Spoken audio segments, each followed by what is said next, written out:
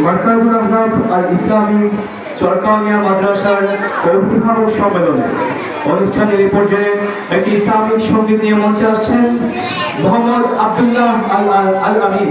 Mohammad Abdullah Al Amin.